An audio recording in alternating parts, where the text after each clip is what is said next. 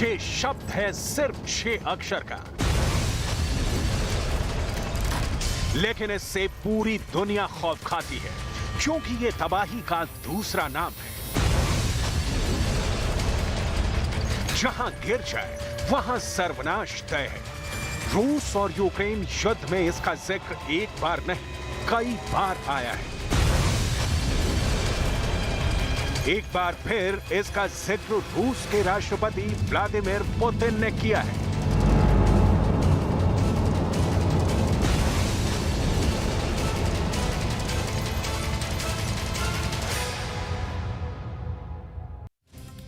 Putin ने ऐसा क्या कर दिया है कि यूक्रेन परेशान है, अमेरिका घबराया हुआ है, यूरोप भी डरा हुआ है।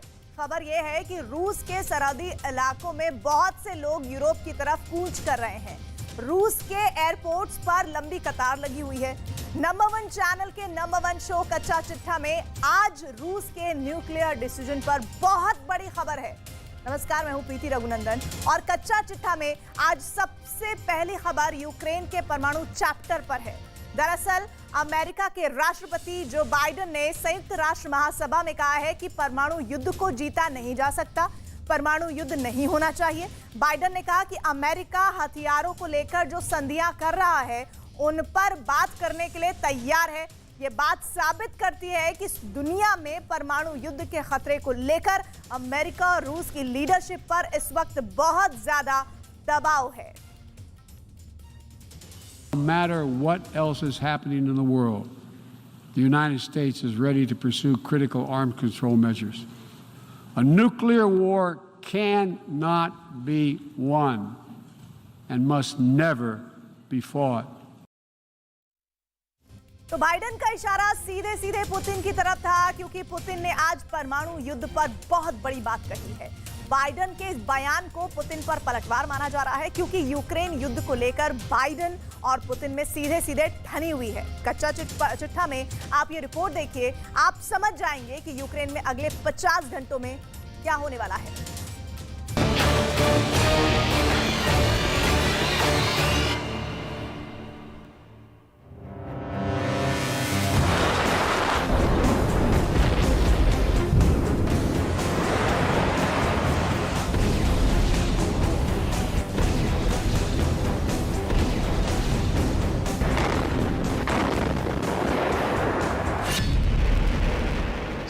महीने से चल रहे यूक्रेन युद्ध का क्लाइमेक्स आ गया है।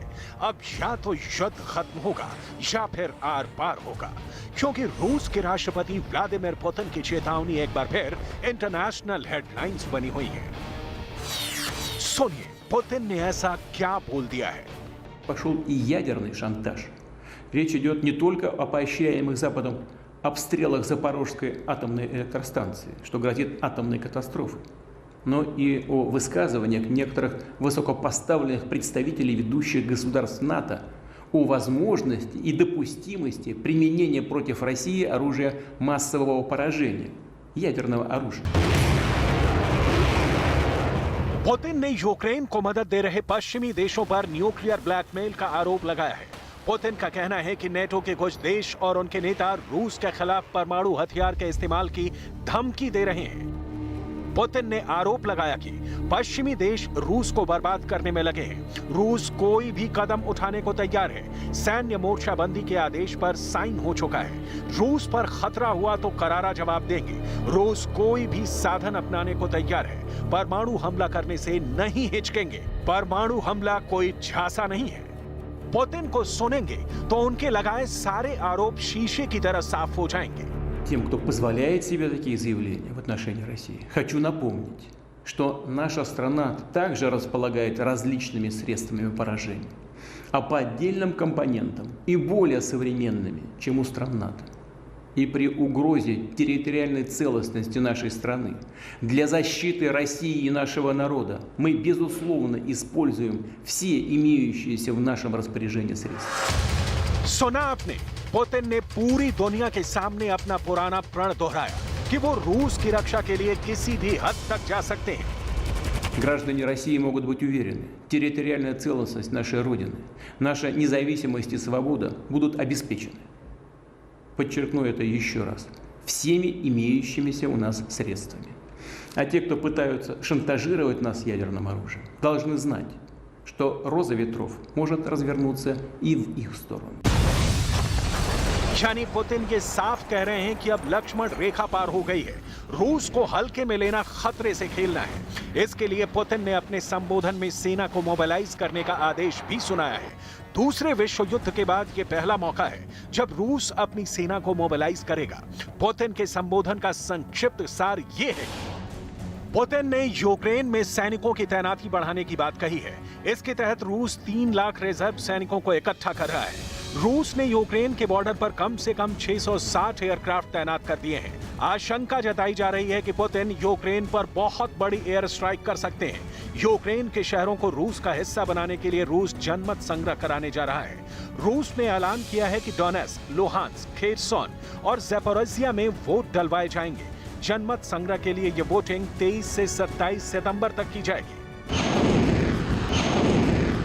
रूस ने यूक्रेन के उन 4 इलाकों में जनमत संग्रह की घोषणा की है जिन पर रूस ने या तो पूरी तरह या आंशिक रूप से कब्जा जमा रखा है। ये इलाके हैं डोनेट्स्क, लुहांस्क, खेरसोन और ज़ैपोरिज़िया। रूस की सरकारी मीडिया में शुरुआती जनमत संग्रह का एक नतीजा भी दिखाया गया है। डोनेट्स्क, लुहांस्क, खेरसोन और ज़ैपोरिज़िया में 80% से अधिक लोग रूस में शामिल होना चाहते हैं, जबकि डोनेट्स्क और लुहांस्क में यह आंकड़ा 90% से अधिक है। Долгие 8 лет ждали референдум о присоединении к России. Это была наша общая мечта и наше общее будущее. И вот это случилось. Референдуму быть. पुतिन के जनमत संग्रह वाले प्लान से साफ हो जाता है कि उनकी नजर शुरू से ही यूक्रेन के आधे चांद पर थी। यूक्रेन की धरती का वो टुकड़ा आधे चांद के आकार का है। पुतिन का मिशन मून पूरब में खार्किव से दक्षिण में ओडेसा तक वाले यूक्रेन के पूर्वी दक्षिणी हिस्से को रूस में मिलाना है। जब पुतिन ने इस जंग को शुरू किया तो उनका सबसे बड़ा लक्ष्य था क्राइमिया को रूस की मुख्य भूमि से जोड़ना, यानी क्राइमिया और रूस को जमीनी रास्ते से लिंक कर देना। और ये जमीनी रास्ता यूक्रेन के जिस हिस्से से होकर गुजरता है उसके पूर्वी दक्षिणी हिस्से पर अगर गौर से देखें तो ये आधे चांद के आकार में दिखता है, जिस पर 100% कब्जा इस वक्त पुतिन की युद्ध में पहली प्राथमिकता बनी हुई है। यही वजह है कि पुतिन ने अपने संबोधन में बाकायदा इसका जिक्र किया है। लेकिन पुतिन के इस संबोधन को लेकर पश्चिमी मीडिया में अलग दावा पेश किया जा रहा है। दावा किया जा रहा है कि परमाणु हमले की चेतावनी वाली स्पीच के दौरान पुतिन की तबीयत बेहद खराब थी। स्पीच की रिकॉर्डिंग पुतिन की खराब तबीयत के चलते कई बार कैंसिल करनी पड़ी। दावा तो यहां तक है कि न्यूक्लियर हमले की धमकी से रूस के कई आला अधिकारी बेहद नाराज थे, लेकिन पुतिन ने अपना वीटो यानी इस्तीफे की धमकी दे दी। एक तरफ परमाणु धमकी, दूसरी तरफ यूक्रेन में रिजर्व सैनिकों को इकट्ठा करने की बात, और तीसरा और मास्टर स्ट्रोक जनमत संग्रह, जिसके जरिए पुतिन वो करने जा रहे हैं जो उनकी मिसाइलें नहीं कर पाई।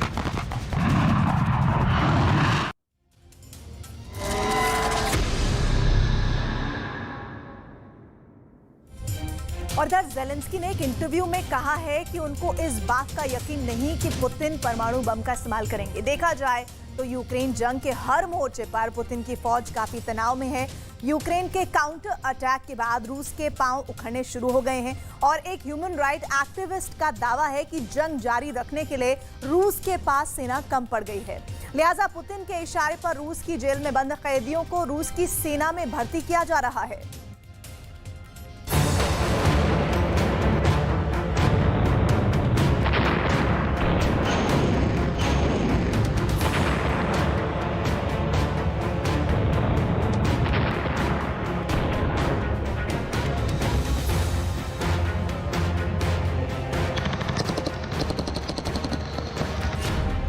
यूक्रेन के काउंटर अटैक से उखड़े रूसी सेना के पांव।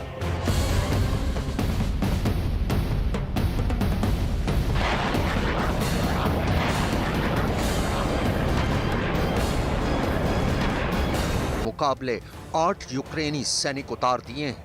इस अचानक हमले के लिए रूसी सेनाएं तैयार ही नहीं थी। इसके साथ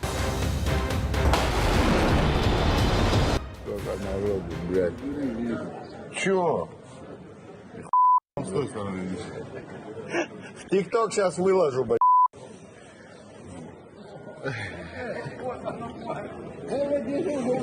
Серьезно, он тоже с***ся? Тут. Вова тоже, блядь. Вова пошел. Все едут, короче, блядь, то ли красть, то ли воевать. व्लादिमीर ऑस्टकिन का दावा है कि ये वीडियो रूस की एक जेल का है, जिसमें रूस की सेना में भर्ती होने के लिए एक नहीं बल्कि कई कैदी नजर आ रहे हैं। उनका कहना है कि रूस अब तक यूक्रेन जंग के लिए 28,000 कैदियों को अपनी सेना में भर्ती कर चुका है। दरअसल व्लादिमीर ऑस्टकिन एक ह्यूमन राइट एक्टिविस्ट हैं और राष्ट्रपति पुतिन के विरोध के चलते अपनी और अपने परिवार की जान बचाने के लिए 2021 में उन्हें रूस छोड़ना पड़ा था। व्लादिमीर ऑस्टकिन ही वो शख्स हैं जिन्होंने यूक्रेन जंग के दौरान ये दावा कर पूरी दुनिया को चौंका दिया था कि राष्ट्रपति पुतिन यूक्रेन जंग में कैदियों का इस्तेमाल कर रहे हैं।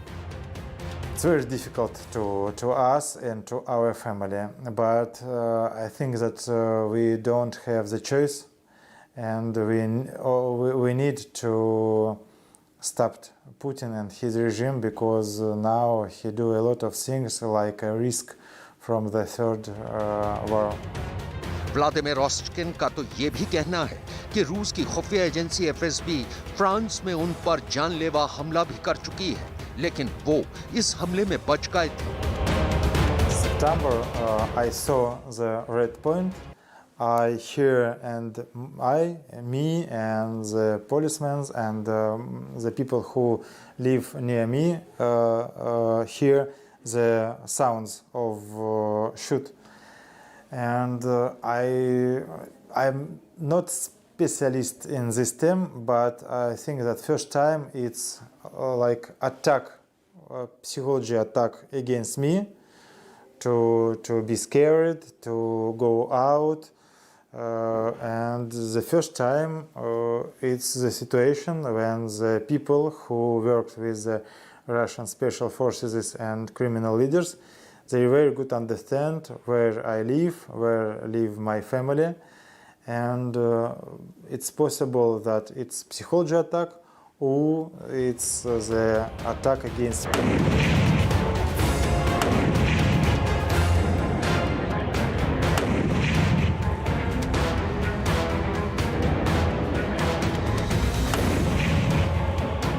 सिर्फ व्लादिमीर ऑस्टकिन ही नहीं बल्कि रूस की एक जेल में बंद राष्ट्रपति पुतिन के सबसे बड़े विरोधी एलेक्सी नावल्नी ने भी एक ट्वीट जारी किया है।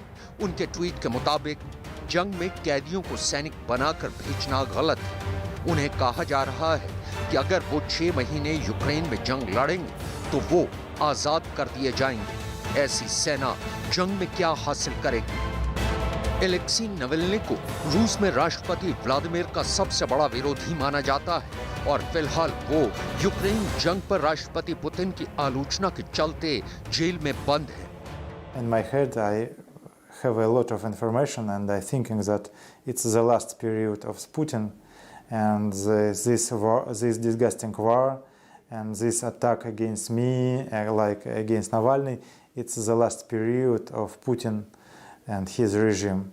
And I think that we need to protect us, and we need to continue this battle, because it's not a battle against Putin, it's a battle against totalitarianism, and we need to do something to win, for protect the democracy and human rights and future of Russian Federation.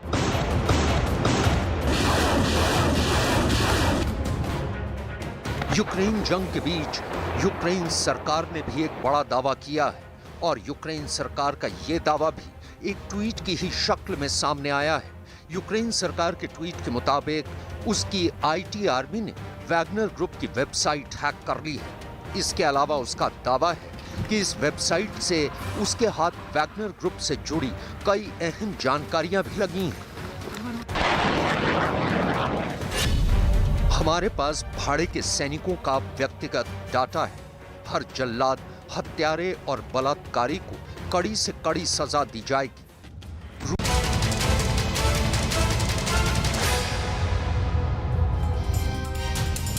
Biden, Putin और Zelensky के ऊपर जो pressure है आपने देख लिया। अब आपको दिखाते हैं शी जिनपिंग किस दबाव में है, क्योंकि अमेरिका और कनाडा ने कुछ ऐसा किया है जिसकी वजह से बीजिंग का मिलिट्री हेडक्वार्टर बहुत ज्यादा तनाव में आ गया है।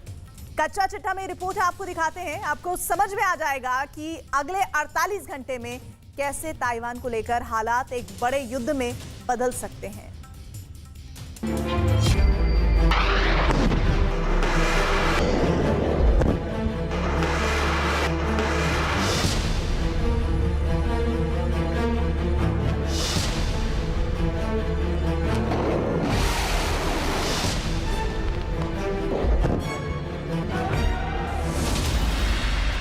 ताइवान स्ट्रेट में नजर आए कनाडा अमेरिका के वॉरशिप।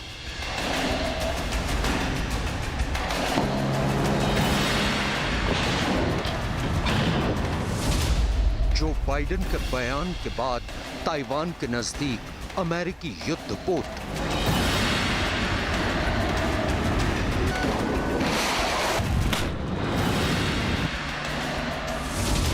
चीन ने अमेरिका पर लगाया उकसाने का आरोप।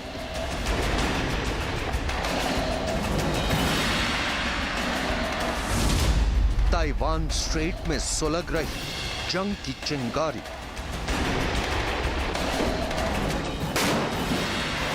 क्या ताइवान मसले पर अमेरिका और चीन के बीच सीधी जंग होने वाली है? क्योंकि ताइवान स्ट्रेट से जो तस्वीरें सामने आई हैं, उनमें एक विनाशकारी जंग के खतरे का पैगाम छिपा है। यह अमेरिका की नौसेना के 7th फ्लीट का आर्ली बर्ग क्लास का guided missile destroyer USS Higgins है और यह महज 24 घंटे पहले ताइवान स्ट्रेट में नजर आया था। ताइवान स्ट्रेट से गुजरते वक्त USS हिगिंस के साथ कनाडा की नौसेना का हेलिफैक्स क्लास का फ्रिगेट HMCS वैंकूवर भी था। चीन के रक्षा मंत्रालय का आरोप है कि अमेरिका जानबूझकर ताइवान स्ट्रेट में उसे जंग के लिए उकसाने की कोशिश कर रहा है। दरअसल जिस वक्त USS हिगिंस और HMCS वैंकूवर ताइवान स्ट्रेट से गुजरे तो चीन की नौसेना का 052D डिस्ट्रॉयर उन पर नजर रख रहा था। इस दौरान अमेरिका और चीन के जंगी जहाजों के बीच महज 100 मीटर की दूरी थी।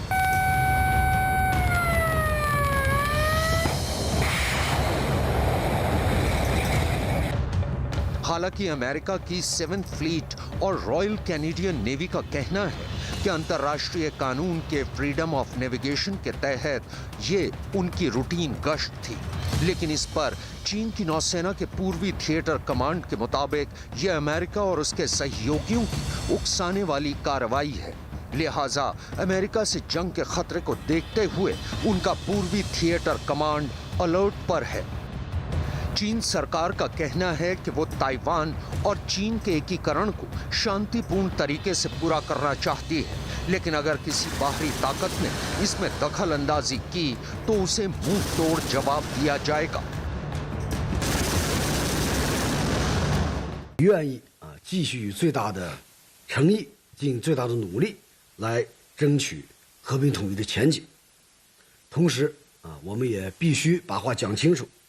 我们捍卫国家主权和领土完整的这个决心和意志坚定不移，绝不允许任何人、任何势力侵犯和分裂祖国的神圣领土。那么，如果台独分裂势力或外部势力挑衅、逼迫，甚至突破红线，我们将不得不采取。 दरअसल 48 घंटे पहले अमेरिका के राष्ट्रपति जो बाइडेन ने ताइवान की सुरक्षा को लेकर एक बड़ा बयान दिया था।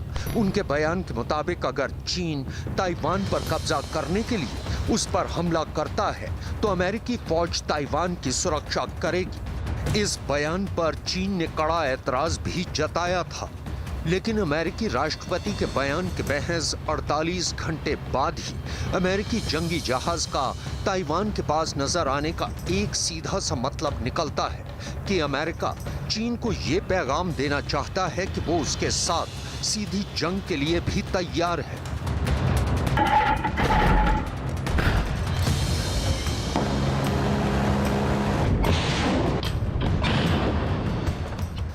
अमेरिका और चीन के बीच 2 अगस्त 2022 को नैन्सी पेलोसी के ताइवान दौरे के बाद से तनातनी चल रही है।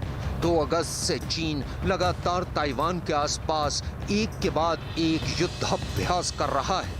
इसके अलावा चीन ताइवान पर दबाव बनाने के लिए उसकी सीमा में लगातार घुसपैठ भी कर रहा है। ताइवान के रक्षा मंत्रालय का आरोप है कि चीन की वायुसेना के लड़ाकू विमान बार बार ताइवान के एयर डिफेंस आइडेंटिफिकेशन जोन में घुसपैठ कर रहे हैं। ताइवान के रक्षा मंत्रालय के मुताबिक 20 सितंबर को ताइवान के एयर डिफेंस आइडेंटिफिकेशन जोन में चीन के 24 लड़ाकू विमान नजर आए। इनमें एक शेनयांग J-16 फाइटर जेट भी शामिल था। इसके अलावा चीन ने ताइवान के आसपास अपनी नौसेना के 4 जंगी युद्धपोत भी भेजे। अपनी सीमा से चीन के लड़ाकू विमानों को खदेड़ने के लिए ताइवान को उन्हें रेडियो वार्निंग देनी पड़ी और चीन के जंगी जहाजों को रोकने के लिए ताइवान को अपने छोटे जंगी जहाज भेजने पड़े। सितंबर 2022 में अब तक चीन के 401 मिलिट्री एयरक्राफ्ट ताइवान की सीमा में घुसपैठ कर चुके हैं। इतना ही नहीं, चीन की नौसेना के 101 जंगी जहाज ताइवान स्ट्रेट में मीडियन लाइन के पास नजर आए हैं।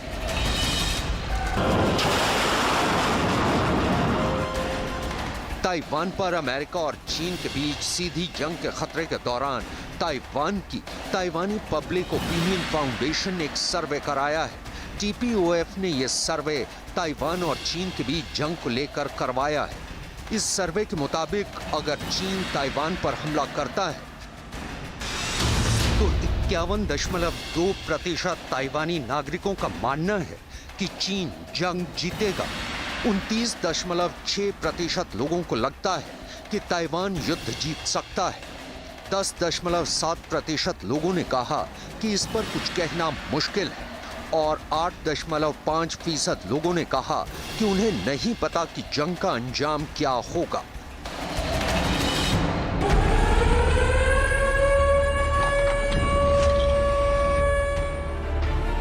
सर्वे करवाने वाली कंपनी यानी TPOF के मुताबिक चीन से जंग जीतने की उम्मीद रखने वाले ताइवानी नागरिकों की तादाद उनकी उम्मीद से कहीं ज्यादा रही और इसका एक सीधा सा मतलब निकलता है, वो ये कि ताइवान की 30% आवाम चीन से जंग के लिए तैयार है।